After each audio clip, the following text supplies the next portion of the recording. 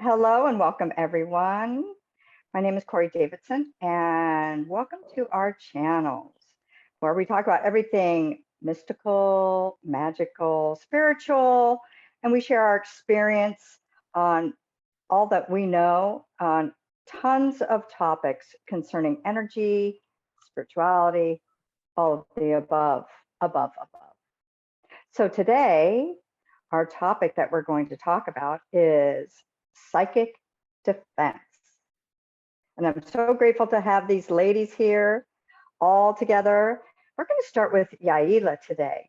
Yaila, what have you got on psychic defense? Well, hello, everybody. I'm Yaila Weddle, and psychic defense is one of those topics that a lot of my new students and clients, I think, get really worried about or concerned about. Because as we are starting to evolve in our awareness, our consciousness, understanding what's our energy and other people's energy, we heighten our senses even more. We've actually had some previous videos where we've talked about this.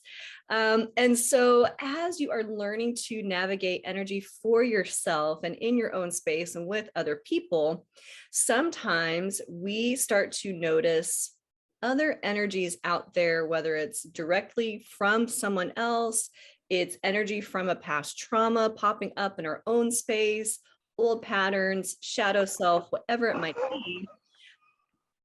Whatever it might be, we are sometimes falling into default in old ways of being. And sometimes we actually feel like there is invasive energy coming into our space. And so when I think of psychic defense, what I think of is how do you navigate those invasive energies in your own space? And what does that actually look like, feel like, sound like? How do you even know?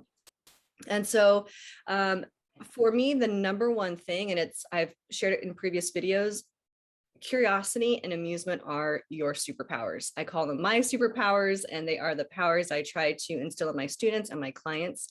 And when you are feeling an old trauma pop up or some old energy, or somebody's kind of going into their old default ways with you that you know in the past hasn't always worked, and it feels very intrusive in your space, number one is to fill yourself with amusement, however that looks. Like, I imagine a big, huge golden sun above my head. I add in the color of amusement, whatever color that is for you. You can create whatever color, you can put the word. I feel a certain vibration when I feel I'm amused. And so I bring in that frequency into the sun, and I just imagine it cracking open and just flooding my entire space. And so I can look at kind of the silliness of it from my own side, and then the silliness of it from the other person's side. And amusement just kind of helps me get that higher perspective, because amusement is just, it's a higher vibration than some of the old guilt, shame, blame patterning that can happen with when you feel like you are being intruded on or attacked in an energetic way. So that's one thing I would say as far as defending your energy is flood yourself with amusement. Really look at those places that are, what's kind of funny about it. Where can you bring in some lightness, and then also where can you look at it through the lens of love? Many times when people are kind of attacking, so to speak, it's coming from a hurt place within themselves, fear, blame, their own shame, their own guilt, their own grief. Some of these quote unquote lower vibrations we learn a lot from. And so when you can come from that lens of love and amusement, you'll be able to kind of rise out of that lower vibration. Something else I'll say to psychic defense before I pass it over is we can actually feel when energy is thrown at us. And what I mean by that is when you're driving down the street, or maybe a car cuts you off, or something happens and somebody kind of reacts in a strong way, flips you off, yells at you, says something derogatory, they're literally throwing energy at your space. Same thing, you can still flood yourself with amusement. You can just imagine that energy either going past your shoulder and squashing up against the wall, or you can literally collect it into a bubble and explode it out of your space. But you really have a lot of say as far as what energy is in your space and what is not in your space. And so when you want to defend yourself on a psychic level, just know you always have control. It doesn't matter.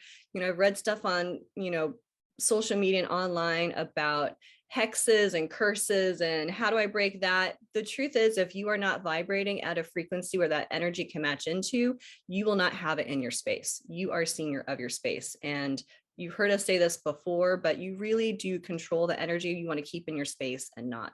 And so those places, situations, interesting situations, when I've done like house healings, business healings, healings for people, clients and students, what I'm really doing as an energy reader and healer is helping them own their own space, be senior in their space, and move out any energy that's not vibing at where they want to be in that moment. So you always have a choice when it comes to defending your energy psychically. So I'll pause it there and I'll push it over to Peyton. How about you? What would you like to say about psychic defense? Thanks, Yaila. Hey, y'all, I'm Peyton. I love the way you teed this conversation up, Yaila, because you use the words invasive energy. And I think that's just the perfect way to look at this. Because when I think about psychic defense, I'm thinking about how do we handle energy coming at us that we just don't like. It doesn't feel good, it's not ours, it's someone else's. And so for me, what I always come back to is psychic defense, or being able to hold your space, is just all about mastering your energy. It's about mastering your bubble, and knowing that you are always the boss of your energy. And the more you can hold your own frequency, the less any energy that comes at you, whether, as you were talking about, Yaila, people throwing energy, which we do all the time, even when we try not to do it. It's just something we do as humans without thinking about it. And so the more you can control your own space, the less that energy will affect you, the less you will need to defend yourself. But it is always good, I think, to have some basic tools to just help you hold your space, no matter what comes at you at life. And especially people are a little triggered right now, things are a little spicy out in the world. And it's more important than ever that we as light workers be able to hold, I just think of it as being able to hold like a safe zone around yourself, so that no matter what happens, how crazy things are around you, you are in just a bubble of peace. Because as Yaila mentioned, energy cannot stick to you or affect you in any way unless you are matching it at some level of your being. And so that's what the guides will always say.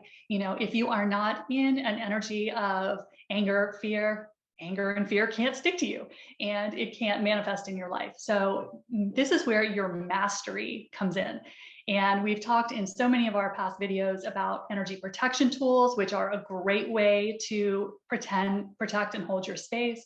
But we also talked in our seniority video about how you are the master of your space, and no one can create in your zone except you. But I do think it is really helpful, especially when people are just starting out on this path, when you're a little newer with your intuitive skills. Having some energetic protection measures around you can be really helpful, because as sensitives, we tend to absorb a lot. And a lot of us who are on this path are empaths and sensitives. And so it can be particularly easy for us to be little sponges out in the world where we're just soaking up the crazy. And that's just not a good zone to be in right now. So having some tools, and check out our previous videos where we really go into detail on some of those, would be the first step for me. But the other thing that my guides have led me to recently that I am finding is so fascinating and so useful is to actually program your energy field to protect itself. And so what the guides have been giving me is telling me to program my Merkaba, which is our energy field, our light body, to actually keep out any invasive lower vibrational energies. Because we're not really dealing now just with energy coming at us from other people who might be angry or afraid. We have so many environmental energies coming at us. We have the CMEs, we have the solar flares, we have those things that a lot of light workers are concerned with, like 5G technologies. There are environmental energies that can be detrimental to your space. And so I have been working with programming my Merkaba to keep those energies out. And you can program your energy field, your Merkaba, much like you can a crystal. You have your energy field working to keep these invasive energies out. And I can't tell you guys how much I notice a difference when I do this, when I actually program my Merkaba to do the work for me. And you can put infinite programs in your Merkaba so that you can have it keep out anything you want it to screen out. And so some of the things that I have been playing with are having it keep out other people's energy, to keep out any energy that is not based in love. And so anything that comes at me that is not based in love, you can program your energy field to screen that out. So it doesn't even get into you to affect you. And another thing that I've been doing is using it to protect me from environmental things. We're living in such a kind of toxic, polluted world right now.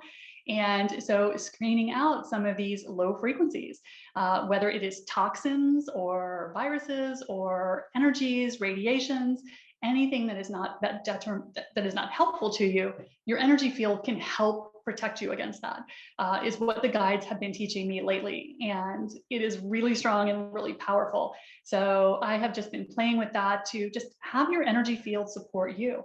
And it's just another way to look at your energy protection.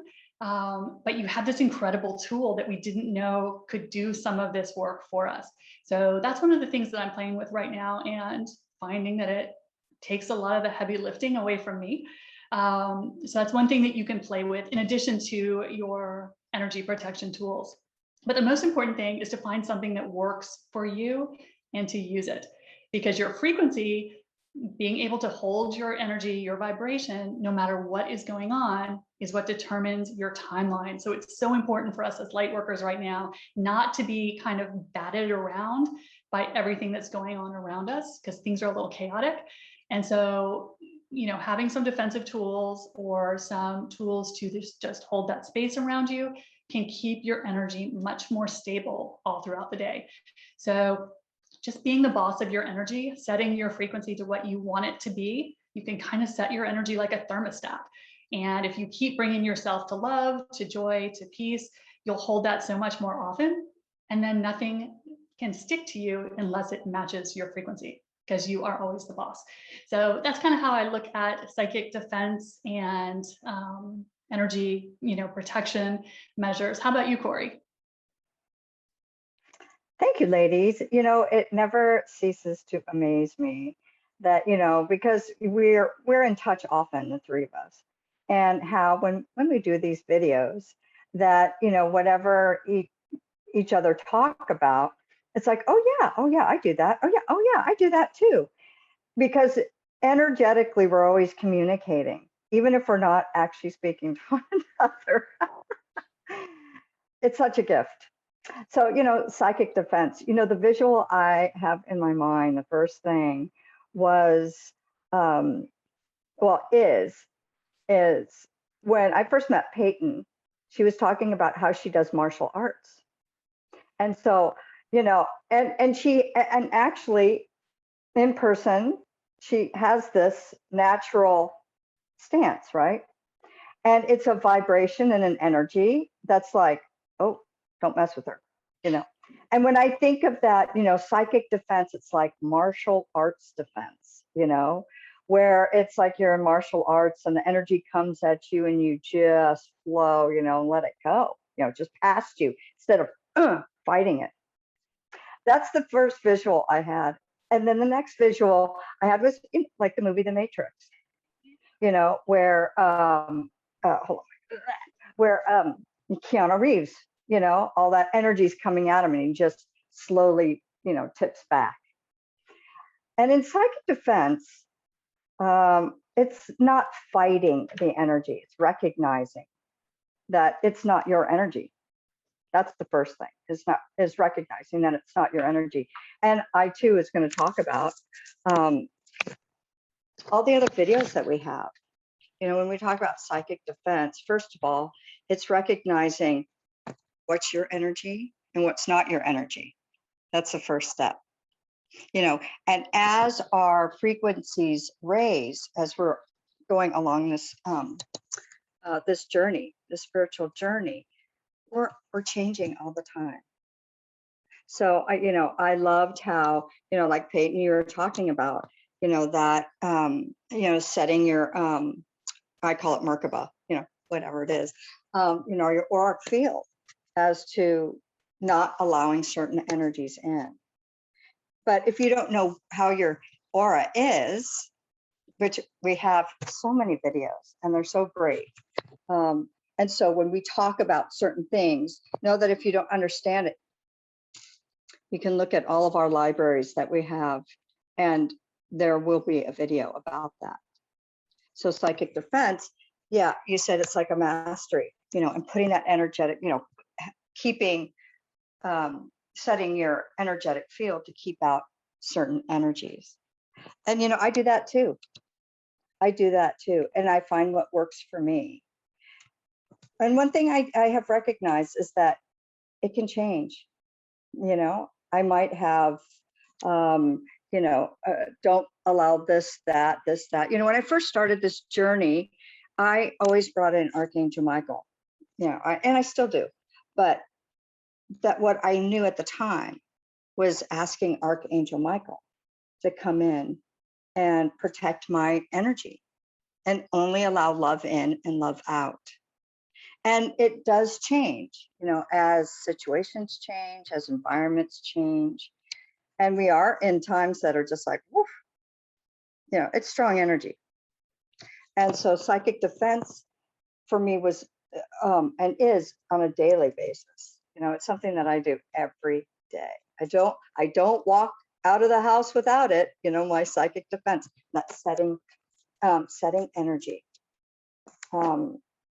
our energy field and our bubbles, with the energy that we, that helps us, makes ourselves be comfortable in our own field by keeping the energies that we don't like or are uncomfortable to us out of our energetic field.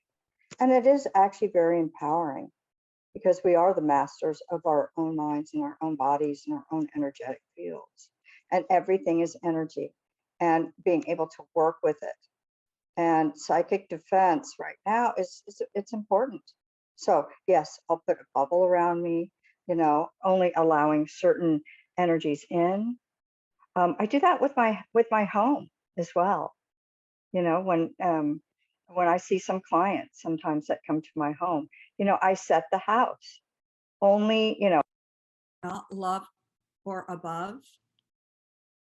It can't come in the house. And it's important. It's really important to keep our energetic field clean. And psychic defense, I feel like I am like a psychic martial artist, that defense, not fighting it, just working with the energy, so that it just goes right by me. There's another tool that I know all three of us ladies know, and it's called Body of Glass, which allows everything to go through. And it depends upon where you're at in your journey as to what tools you'll use for that psychic defense. And I know for me, right now, it's that, I set my aura and a bubble, around me at a certain frequency, because, when you set your energy, certain energies can't get in. And when your vibration is running at a certain frequency, the energies can't get in. So I love, Yaila and Peyton, that, you were talking about love. Love is one of the highest frequencies, that and gratitude, And so, yes, I loved it, Yaila, when, in situations that are chaotic, bring in that joy, bring in that amusement. I have also found that at times when I do that, I keep it to myself and not be too outwardly joyful if the situations are heightened, because it makes people mad. I've really pissed people off by being too joyful and too happy. So sometimes it's our own little psychic defense, little inner secret that we keep to ourselves to work through it. But it does stay away, you know. In the beginning, there was also another tool that, and occasionally, you know, I'll use it, is, you know, if people were just too close, not that they, you know, their energy was, well, it didn't, obviously didn't match mine, but I just spread out my aura a little bit wider and a little bit wider. And it's amazing. People will just kind of move away from me. That's a type of psychic defense. And so I do love this topic. And it's a much needed tool. And there's so many ways to do it. Just find what resonates with you and use your imagination. That's what's so wonderful about working with energy. The bigger your imagination, the bigger your curiosity, those become your superpowers. And anything is possible, you know, working with energy. So ladies, anything else to add to this? Well, I think what I would add, and I love what you all were saying too, because it's so funny because when you all share the different things that you do, I'm like, oh yeah, I do that too. Like I've been traveling a lot this year, and 2021, I don't have to share what's been going on, as a collective, but travel and with the situation going on, it's tricky for some people. I've definitely used my Merkaba many times, as far as going in and out of countries, different testing, all of that kind of stuff. And like just putting myself in that energetic protection on the planes, stuff like that. And one of the last trips I was on, it was a group of us and several of the people got sick, at the group. And as soon as like I heard one person, I was like, whoop, Merkaba, let me just, send that around my space and just clear out anything. But the truth is, whether it's a Merkaba, expanding your aura, I mean, each of us have given you kind of a tool that you could play with. Your intention alone is what really matters. Your intention for controlling your space and owning your space and the energy that, having most of your energy in your space, knowing what is and what isn't, your intention alone is what really matters. The, logistics of what tool and when really doesn't matter. It's just what works for you, what can you remember, and what helps you really control the energy in your space. Yeah, because it brings you back into you being your own boss and not being at the mercy of what's happening around you. And we forget that sometimes, how powerful that is. But I love the example you gave about your bubble, Corey, because this just shows how powerful these tools really are. Is that I was out to dinner with my husband a while ago, and it was way too crowded for my comfort level. Just with my sensitivity and what's going on right now. And we were outside eating on a balcony, and I started using the bubble. And, it just popped into my head, and I just started just to myself without even, telling my husband what I was doing. And all of a sudden, my husband goes, "Did you do that?" And I looked up, I had cleared the entire patio. It was empty. And it just cracked me up because I was just doing that just to just bring myself back into balance with my own energy. But these tools are so strong. You can clear a patio just with some of these tools. So, it's a matter of coming back to your own mastery and not letting situations around you maybe throw you off, especially if you're starting to feel a little uncomfortable or, you're starting to get out of alignment a little bit. Just having those go-to tools. And we've talked about so many in our videos, but it puts you back in the driver's seat. And that's where we have to stay as light workers. We don't want to give up our power to other people's energy. So we're such huge proponents of tools that I had to share that story. Love that. I love that. I love that. I love that story. And, and that's the whole thing. Laughter can shift energy really fast. Really the one thing that I'd like to share too is that, it really is our intention. And I've had experiences with some of my students that, they know it's the intention and they set the intention, but they don't really believe that by setting that intention that it will happen. And that's the other part of it. The other part of setting that intention is to believe that your intention will work.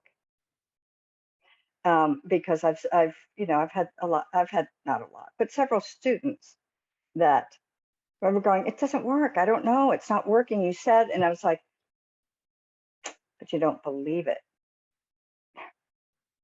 And so that's the other component of that.